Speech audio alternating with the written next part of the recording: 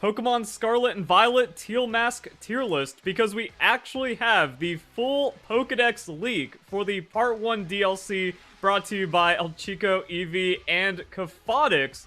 So we can just kind of go in, see the Pokemon, and rate how they will perform competitively. If you enjoy the video, don't forget to leave a like, share with your friends, comment your thoughts down below, and use code Verlisify for 20% off your G Fuel order.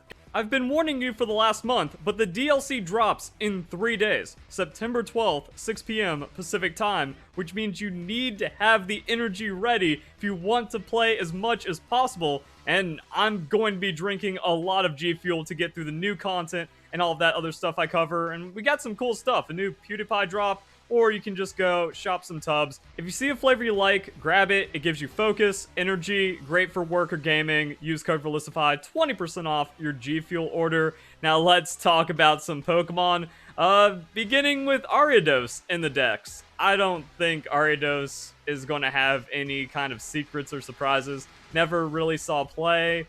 Sticky Web really isn't much of a thing. And if we're talking about, like, setup spider Pokemon, Galvantula is just better. So I mean, Ariados D tier, I don't see how it really does anything. Now Yanmega is interesting because I thought, all right, we have a speed boost Pokemon, which is kind of spooky, and we can just look at its stats. 116 special attack, kind of not great, especially by today's standards, which, like, you need specs 130 to kind of one-shot everything, bringing us into damage theory. But then I got a mini damage theory video out of it because Yanmega gets coverage and speed to bully out a lot of the Paradox Pokemon. You just go modest Life Orb. Yes, damage theory shows us that Life Orb is fraudulent, but if you have, like, just pure super effective coverage attacking, well then it's fine, because Life Orb, 80 base power, 116, doubling that damage means you're actually finding KOs, and you can just Giga Drain an Iron Bundle, get actually a good amount of your health back as well, and then one-shot it. Now, you do just get Hydro Pumps, specs, one-shot, if, like, well, actually, it won't have a Focus Sash at that point. So yeah, you're actually in a really good position against Iron Bundle, which is kind of crazy. Also, Chien Pao, that once we get our speed boost in, even on the modest nature, it's 220 versus 205. We just outspeed it, we hit it with a Bug Buzz, and that's a KO.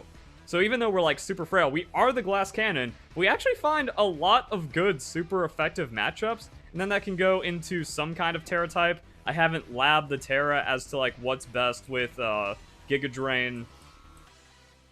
Oh yeah, everything's illegal because it's not available yet. But if we go into National Dex, we can see everything is fine. So yeah, Giga Drain, Bug Buzz. I haven't, like, looked up the matchups, especially with, like, the new Pokemon coming in and stuff, as to what Terra type you want. Then Terra Blast, Protect, boom, GG, easy. I also don't know. I guess that doesn't show. Oh, that's interesting. Even in the National Dex, Pokemon that aren't available in Scarlet and Violet don't show up as having the Terra Blast. Weird. Yeah, so Yanmega, like, is it B tier? Just because it has a chance of terraing into, like, just countering whatever's popular at the time, while also having natural super effective hits against common Pokemon that it just needs to outspeed. Well, if it's even like Terra Ghost, and then you're dunking on Golden Go, if some noob has a Dragapult, you get to hit them super, and then just kind of run over a team kind of well, or you go into some other kind of Terra type, you have the good coverage to back it up, or you build a team of other sweepers around it, and all Yanmega needs to do is come in, protect, get that speed boost, and then it wipes out an enemy team, especially in 3v3. So, like, B+? I don't know where we're going on, like, the plus and minus on this stuff. So, Quagsire is actually available right now, and no one's using it, but it's going to actually become, like, an official part of the Dex in Kitakami. It just, Clodsire is better, even though it's, like, both playing the unaware and stuff. So, Quagsire, I don't know, like, C tier, because when you get into Pokemon like Poochyena, Mightyena, it's like, yeah, Mightyena's D tier. I don't see Mightyena getting anything else or doing anything else. 90 attack! How is a Pokemon supposed to exist with 90 attack, 70 speed, while getting one shot by everything? You look at 70-70, and that's not even damage theory. That's just, oh, any sweeper is going to neutrally one-shot you, especially if it goes into, like, Terra and then doubles down on the type. So it doesn't survive anything. It doesn't KO anything. It doesn't have any tricks. It does, like, okay, cool, you have a Sucker Punch Pokemon. There's already, countless Sucker Punch Pokemon with a higher attack stat that have already been power crept out and don't even see play. So yeah, like Mightyena, D tier, Ariados, D tier. I guess Quagsire's Unaware makes it kind of useful, so like C tier. But then Clefable's coming in anyways, that's just the better Unaware Pokemon. But I will give the Pokedex picture A tier because it's a pack of Poochyena and Mightyena and they look cute. I've talked a little bit about Volbeat and Illumise. Prankster Pokemon are strong. Like, they can pull off some shenanigans, and it comes down to how that setup is going to work. And they do different things. Volbeat has Prankster Tail Glow. If it gets a turn and then gets the opportunity to baton pass that, we're talking about +3 special attack, 2.5 times damage just being passed off into something. At that point, yeah, like, damage theory goes out the window, and all you need is, like, excellent coverage on the Pokemon, and you're just kind of winning. I don't know if the sub can come in, maybe that's, like, where you eat up a Citrus Berry. Really, like, you just need the turn. Especially into, like, certain kind of setup Pokemon, like, you sub into a Toxapex, it can't even break the sub. You get a free Tail Glow Baton Pass, and the game is over on the spot. It's like, Volbeat has always had that potential, and just kind of depends on the meta. Sometimes we're in, like, more setup-heavy metas, stally kind of metas, and Volbeat can run away with that. But then we're also in, like, anti-tank metas, so there's less of a chance you're going to see stally Pokemon to set up against with the Volbeat. Illumise is more of, like, a status disruptor Pokemon, where you can just kind of throw down all kinds of weird things, like Prankster, Thunderwave. You also have the substitute options. I don't know if that's, like, leftover stalling. Bug's just a great typing. Like, that's what Terastallization has made us realize. It's like, you don't even need Terra. It's just like a Pokemon that can come in, priority out anything, and then, like, make its life a bit annoying. You have Wish. So you can just kind of choose to lock out one kind of Pokemon. You Charm, Wish Protect, Thunderwave, and their physical attackers don't exist anymore. You can also, like, Wish Cleric into an allied Pokemon to heal them, depending on the game state. Or again, you can just kind of cycle this out for yourself. Confide, not as strong, but then, like, the special attack interactions are also kind of weird. And again, you also have a lot of other things. You got Encore. You win the game on Encore. Do you even need Protect at that point? You Encore them, that's a free Wish, and then the game's over on the spot. So, Prankster Encore. As if tanks didn't need to get hated on anymore. Toxic is coming back as a TM. So, I mean, like, B tier, right? I think these bugs can pull something off. So then we have Volbeat, Illumise. Ooh, Crawdaunt. So I think early on in Pokemon Scarlet and Violet, Crawdaunt would have been like A tier, depending on what kind of bulk tank team you're going into. You just go Swords Dance and then you run over the entire team. Now, Dondozo could give you problems. I don't even know if, like, do you actually go Terra Electric on the Crawdaunt, and then you have, like, Terra Blast, knockoff, Crabhammer, Swords Dance, and that's actually just, like, a filthy Crawdaunt. It's also has some, like, other shenanigans where you can just Aqua Jet, Choice Band into the adaptability for crazy amounts of damage, but adaptability Terra is, like, purposefully giga nerfed by Game Freak, so that's actually not really that good. And then you also have Scizor kind of doing the same thing with Technician, which actually gives you more value out of the Bullet Punch. So, I mean, I think just as a wall breaker that could have done things, like, Crawdaunt would have been crazy. Still could be pretty good, still could just close out games or remove very tanky Pokemon from the game. Now, because we're in a naturally heavy Japanese anti-tank meta, maybe, like, there's not any tanks around for Crawdaunt to bust down. So it depends on, like, what actually happens when Kitakami drops and brings us new Pokemon and TMs and strategies and stuff. B tier, potentially A tier, has a lot of potential power, but it's, like, Crawdaunt's definitely usable, which is better than, like, the C, D tier Pokemon. Leavanny. I kind of just want to put Leavanny straight into C tier, and I think this kind of justifies it. 92 speed, surprisingly more playable, because, like, it's really just there's nothing between 100 and 120 anymore, so either you're 92 and you're pseudo wall breaking, or you're 130 plus and then you're just, like, power creep sweeper. 103 attack just doesn't seem like enough. It has, like, some things, but I don't know if, like, Leavanny ever really takes off or finds something here. So I'm thinking C tier, as in, like, has niche play potential and isn't completely unusable. Then we get into Ribombee.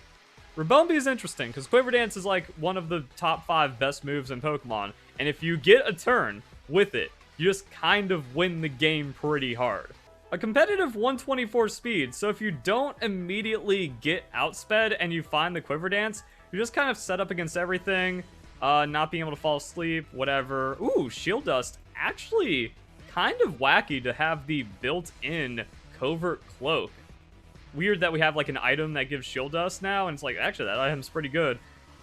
Maybe Focus Sash, that way you can just kind of 2-tap something out, depending on your setup. And then you just kind of run this, and you can take off because Quiver Dance is so nutty. And again, against a setup Pokemon, it's really good. Oh, and it doesn't get the Encore. If I look at a happy little Pokemon like that, I'm thinking it's going to cheer on and then do some nastiness. Unfortunately, no Encore Quiver Dance. I mean, it can still set up. Maybe you want the sub. Maybe you just want like the full-on coverage that you can get.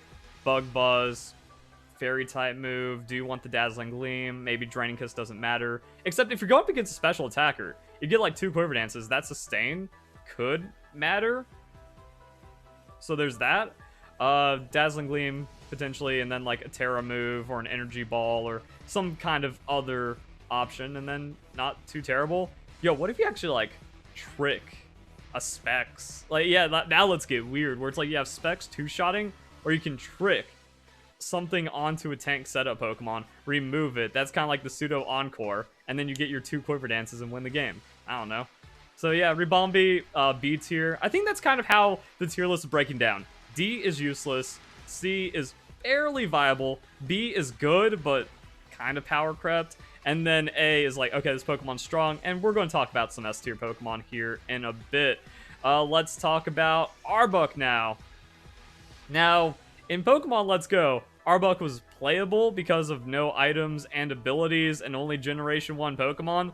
I don't see how it does anything. Like, there's a lot of Coil Pokemon out there. If you're trying to, like, Coil and then an Iron Bundle or Dragonite comes in and Encores you, the game's kind of over on the spot. So I don't know if Arbok has any more viability outside of D tier. Like, just seems like if we're giving it to Ariados and Mightyena, Arbok is kind of in that same, not really competitive at all, but kind of fun if you could make it work once kind of Pokemon, but more D tier than anything. Also, let's talk about the starter Pokemon really quick, because that's where things get weird. I don't know where to put them in. So, Blueberry Academy is where you can catch them. Transfer Pokemon that aren't catchable don't end up in the Dex, but you can get some weird stuff because they are usable. So with this, the starter Pokemon are going to be catchable in the Blueberry Academy, but at the end of this trailer, we see them hanging out in Kitakami as a part of like Pokemon Home DLC stuff. Bring over your favorite Pokemon with Pokemon Home connectivity. So I don't know if this means like, yeah, the starters are going to be immediately available because they're already available and they got their own Pokemon Home stuff and Terra Raid events, or what, and what that means for like Shaman and some other Pokemon. So we're going to have to actually see what happens with the Pokemon Home update and maintenance to see what Pokemon are fully available. Until then, I'm just going to hold off on the starters, but like all you need to know is Superior, S tier. If we're talking about Snake Pokemon.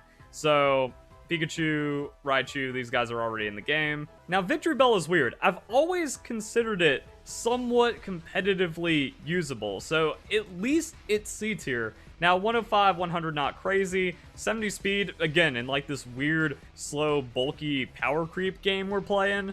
It's not getting outsped by everything, so maybe it didn't get a chance in some previous generations. But I mean, like, it has Chlorophyll. So if you can do some kind of sunny day setup or drought setup with a Heat Rock, and then Victory Bell comes in, it's already doubling its speed. And then it can Swords Dance on top of that. Now, you want more than 105 for Swords Dance. You want to see, like, a heftier Pokemon using it in some cases, like a Haxorus. But still usable if we're getting the speed. So, I mean, you have something like the Focus Sash into a Sack Fire Pokemon, and then Chlorophyll Sweeping. It exists. Victory Bell can do it. And it's not the worst or most terrible at it, so I think like it's fair to say the C tier. Furret.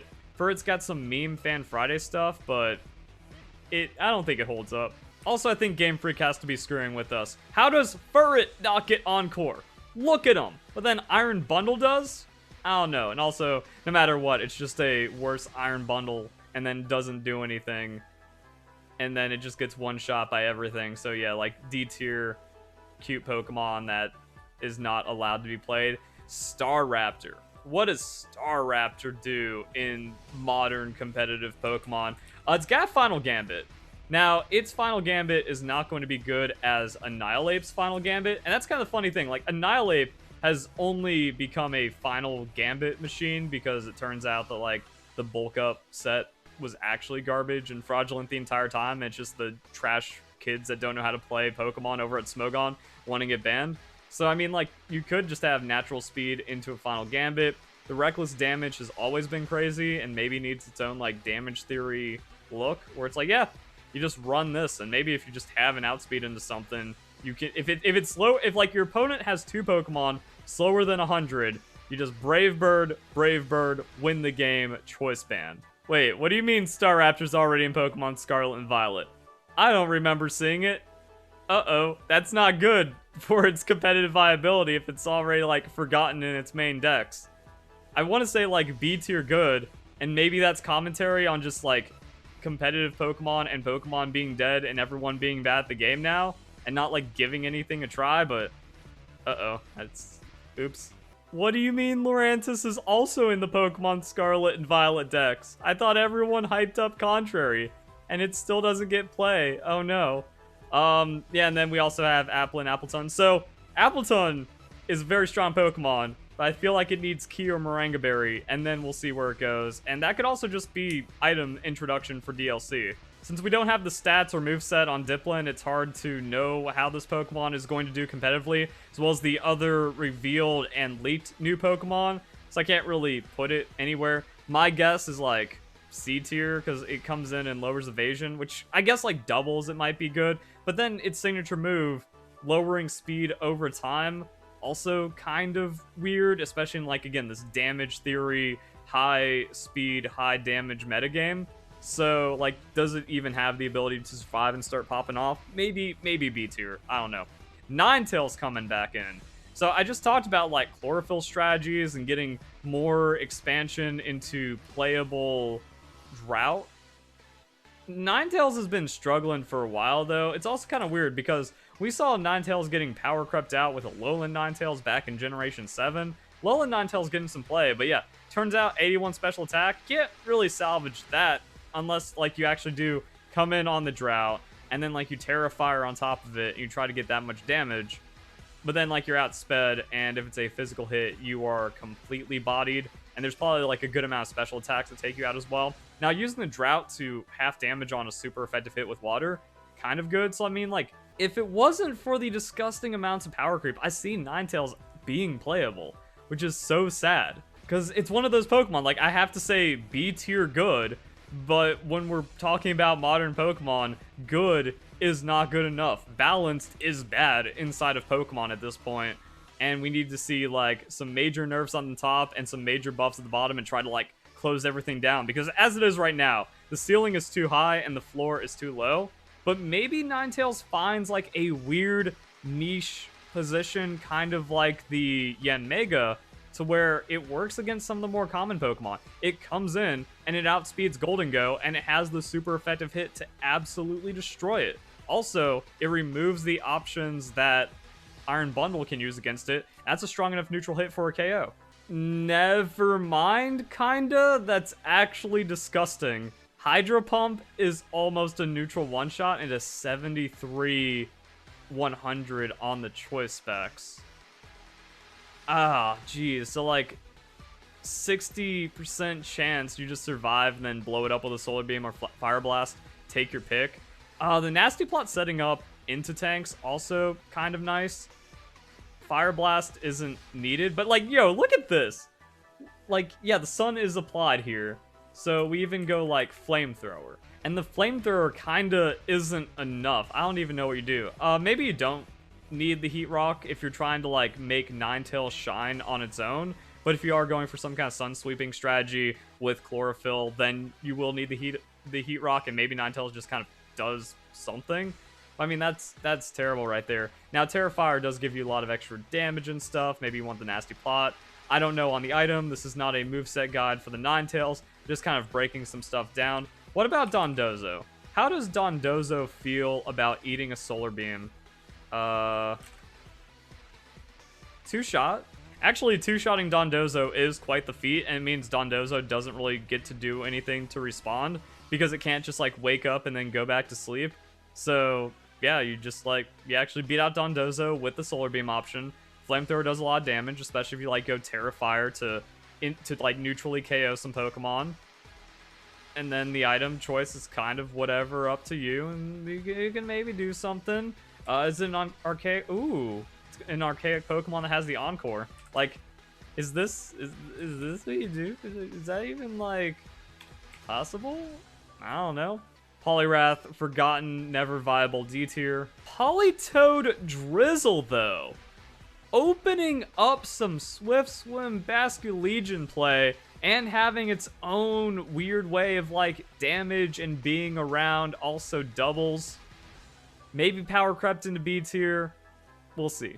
Noctowl, unplayable D tier. Ambipom, fake out, last resort, Terra normal wall breaker. Unfortunately, Golden Ghost super common, and again, like, the Paradox Sweepers making it kind of rough, and I don't care how much damage you pump into a Ting-Lu, this might be too honest for a Ting-Lu. So maybe it just, like, kind of falls into B tier. I think that's another thing about B tier. Like, B tier is, the Pokemon can win you the game. The Pokemon can be beneficial. But, again, good is not good anymore. Balanced doesn't really work out too much. So you can run it, but you just can't overly rely on it like some of the other, like, super powerful power creep Pokemon. But, like, there's at least a playability here that can be fun, and you can run people over with it. Now, I've always considered Mamoswine to be fraudulent C tier. I don't care about your Stealth Rocks. I don't care about your Earthquake. I don't care about your Ice Shard. The Pokemon is just a free setup bait Pokemon, and probably just, like, loses to everything else. Why run a Mamoswine when Ting-Lu exists? Shiftry, unplayable D tier. Trevenant has always had some shenanigans with, like, Harvest, Leech Seed, and being, like, a really interesting seed stall Pokemon, but Wo-Chien exists, so C tier. Now, one thing I do wonder is how the old school rock ground Pokemon perform without having 4x weaknesses, and then you can, like, Terra into things. Because 80, 120, 130, that sounds like a modern Pokemon. Especially when we have, like, 55, 65, like, wait a second. They just, like, cut out everything it doesn't need, they left it an exploitable weakness, and then they actually gave it power elsewhere. I mean, this thing's kind of a baby Dondozo. Dondozo does better with its 150 hit points into that 65 special defense, but stat-wise, actually doesn't look power crept, which is kind of weird. I don't know the implications. Also, like, the moveset changes and adjustments and what it gets access to. Does it just become, like, some kind of weird typing toxic staller?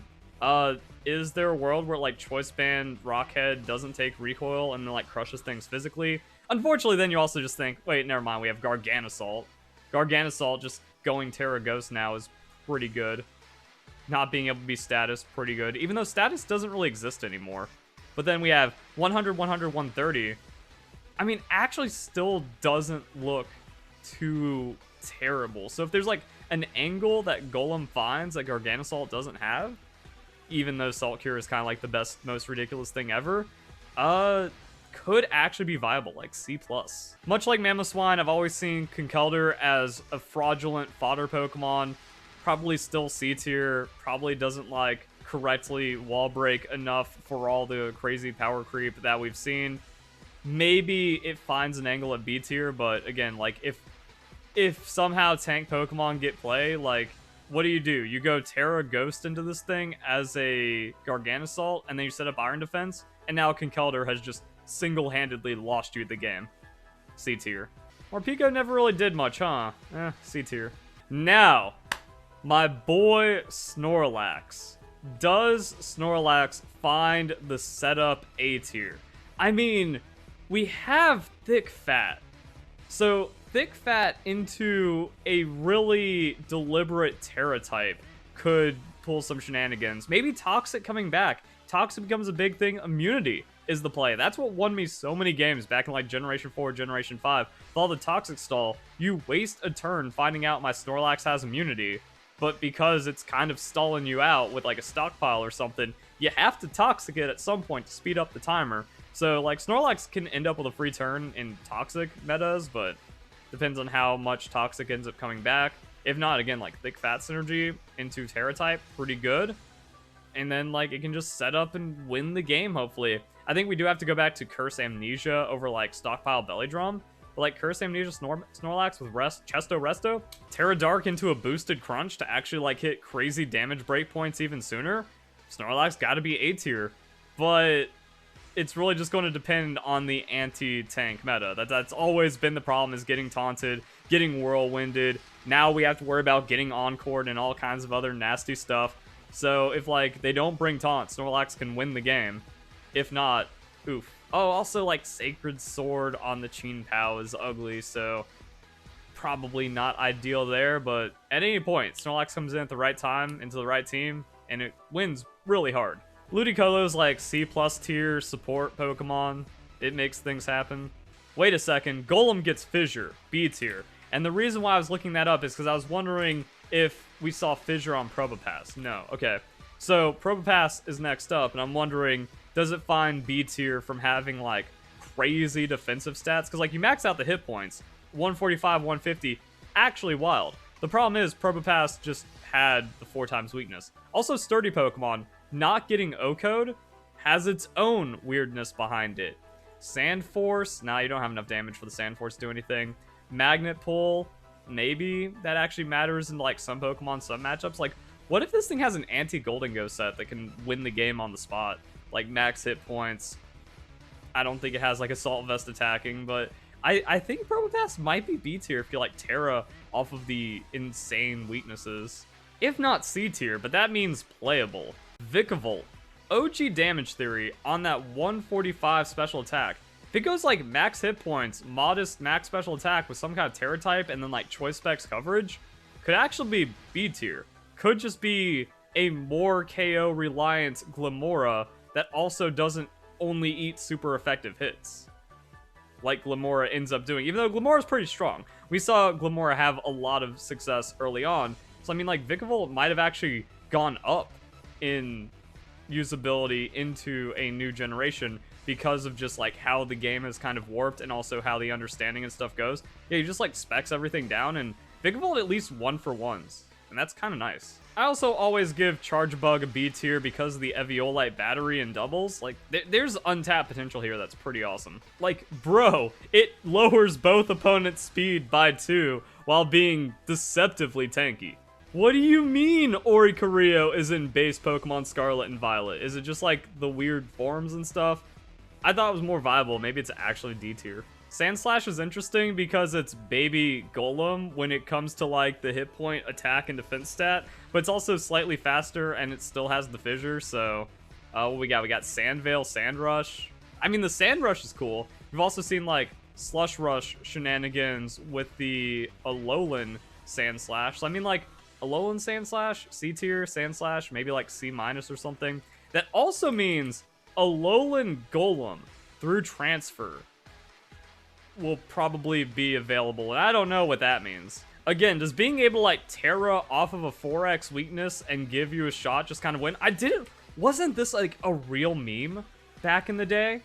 So I mean, what if it's just like Terra Electric Galvanized Quick Claw, and then like you're just meant to survive something and then one-shot something else? The problem is we don't have return in modern Pokemon.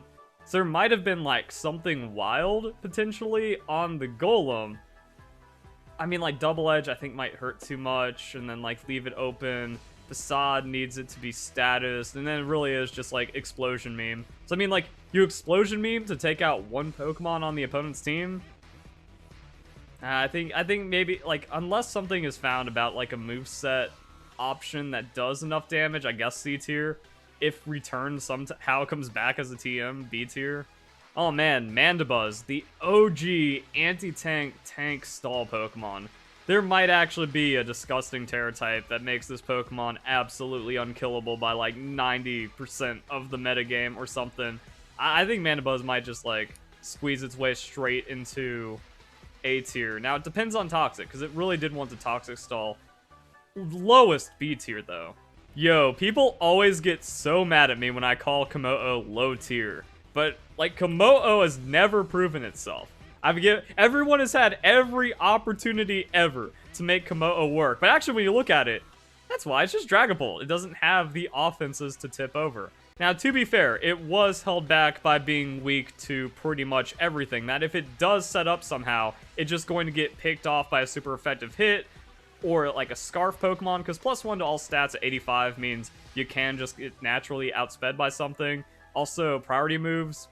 Yeah, like, Komodo just does not have a good time. Bulletproof or Soundproof. Actually, just very amazing abilities to have just for free. Maybe the Overcoat matters? Maybe not too much, because we're not seeing a lot of Spore. So it depends on, like, what comes in. But yeah, like, you run Bulletproof, Clangorous Soul into a Terra type. Fine, B tier. Like, Komodo goes from D tier pretty much to B tier, and maybe it actually becomes an A tier sweeper. Maybe it just sets up on a tank and it has the right combination of moves to win the game now. I remember talking about Weezing not too long ago, where I was like, wait a second, was Weezing like the OG original answer to everything that people kind of slept on? Even though the few times I've gone up against a Weezing, when used by a player that knows what they're doing, actually gets really filthy with like the Pain Split access and the Will-O-Wisp and stuff. So if like we have full Weezing having access to everything, minimum B tier, maybe has like weird counterplay in the metagames where it like floats up to A-. Pun intended, now that I realized there was a pun there. Since when did Weezing get the raw neutralizing gas too? That's actually kind of wild. So you can Toxic a Golden Go and maybe do something to stall it out. And there's a lot of busted abilities out there. If neutralizing gas does things actually like take priority over the legendary Pokemon abilities, then it's just going to be fatter against them, which is really nice as well. Galarian Weezing didn't really do too much with the Misty Surge, so I think it's really going to be about Weezing being like a deceptive tank because it has like Will-O-Wisp. Actually, yeah, you can also burn Pokemon that have weird status implications now, and then you Pain Split, and then you can do some other weird things to them, and maybe there's just an angle here. You got Clear Smog to keep them down. Maybe it got power crept out on stats a bit, because now something can just like walk up and slap it too hard, especially while Terra boosted. It's like B tier on the Weezing, but definitely playable, definitely good. I've never seen Mean Shad do anything. It's in the same tier as Conkeldurr and Mamoswine on C tier. A little bit of a glitch on the Pokeos website from Makio and J Roses. That's Shuppet, not Dusclops. Dusclops is not available in Pokemon Sword and Shield currently. Eviolite Dusclops. Does it find it? Can it just be too fat? And if it Terras into the right type at the right time with the right moveset, does it just win the game? Unfortunately, I'm going to have to say B tier because of how ugly Generation 9 has been, but there is A tier potential. Now, Dusknoir's never really gotten any serious kinds of play, but it's like a fully evolved Gen 4 evolution Pokemon, so like C tier, you can pick it, and you can hit something, so it's not unplayable. Sadly, Chimecho's D tier. Magcargo's one of those weird C+ tier Pokemon because it actually has a really high defense, and it brings things to the table that other Pokemon don't, and it's slept on in a kind of weird way, but also is kind of a victim of power creep and not having everything that it wants. So, like, playable. Ooh, Chandelure. Really? What is Oh, Infiltrator's huge right now with all the sub. 145 special attack has always been crazy. And it won't need the Life Orb if it goes into, like, Terra Ghost or Terra Fire for that bonus damage. I don't know what numbers that makes. Like, does it Scarf outspeed what it needs to and then just dunk it for free on 145 into, like, Terra Ghost? Especially through the Infiltrator to kind of, like, save a game? Yeah, like, Terra Ghost Shadow Ball might just be the numbers that it wants, and then it's just a sweeper at that point. Outside of that, you've always got the Fire Blast to make up for some damage. Who cares about accuracy at this point? The entire game just a RNG coin flip. Has Clear Smog even. And Chandelure's always just had weird, nasty stuff it can run. Taunt Sub. It can go like Stolly on the Will-O-Wisp. It's got Minimize. It's got Acid Armor. It's got Haze. What is this thing, dude? It has all the weirdest stuff. Oh yeah, it's also got like an Overheat out. Oh man, this could be an A tier Pokemon. Like if people just find the right everything going into it, just ooh. I hated Chandelure. Like, I love its design. I'm a big fan of Ghost-type Pokemon. Ghost is my favorite typing. Chandelure's a really cool Pokemon. But I just had, like, hate how I feel somehow it was still, like, overly played. Like, it was overrated, even though it was, like, legitimately good Pokemon. So I was just tired of, like, seeing it everywhere.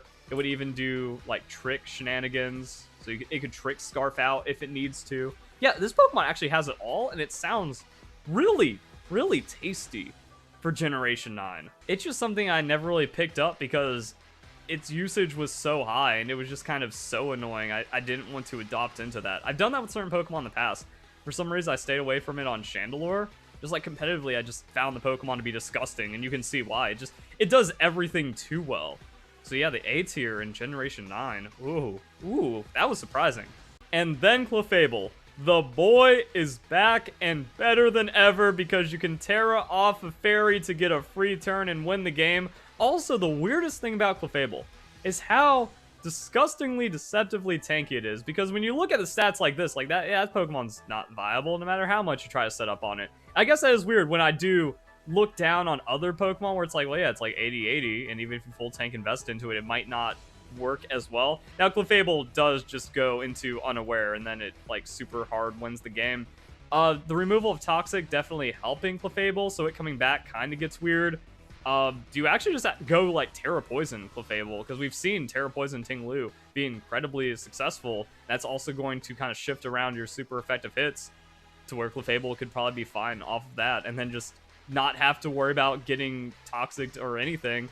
It did have really good access into healing options. And then, like, the weirdness of the soft-boiled transfer move, but you wanted it because of the 16 PP that also wasn't affected by weather. Well, now that that's just kind of changed around. Like, soft-boiled is the same, so you don't have to feel bad on the Moonlight. We're not seeing a lot of weather dampening the Moonlight. That was a big problem. Like, Clefable worked in Generation 8 when there was a lot of Tyranitar, and there was also a lot of Max, like the G-Max Sand move, Setting Sand.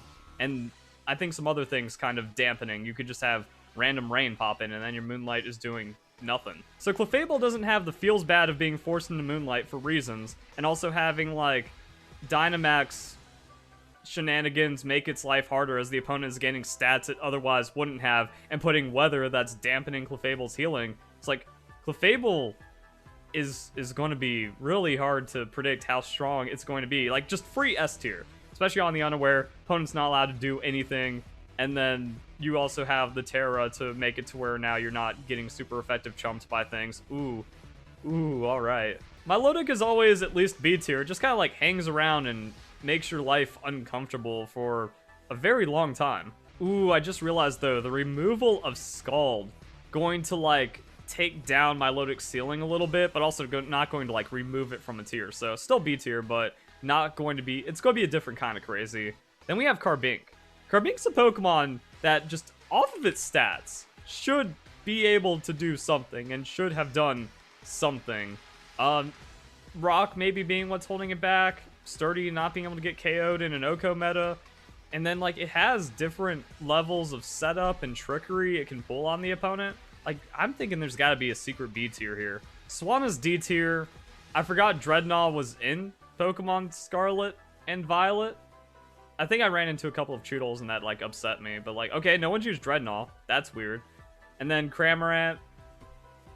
It never, like, did the thing, even though the boy is amazing. So, like, sad D tier.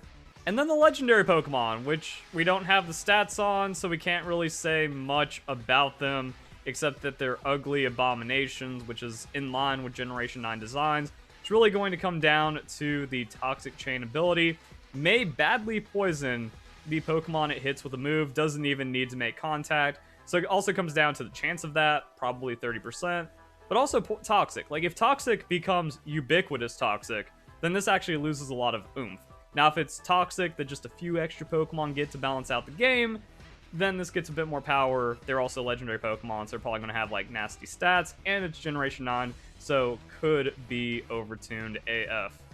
Interesting, like, we only found the one S tier because we don't have Superior to talk about, and then just, like, a lot of, like, B Pokemon that might float into A, but I'm being tentative because of power creep, and then just some other, like, surprisingly good Pokemon, and there we go. So hope you guys enjoy the video. Hope you all have a nice day. Thank you very much for watching.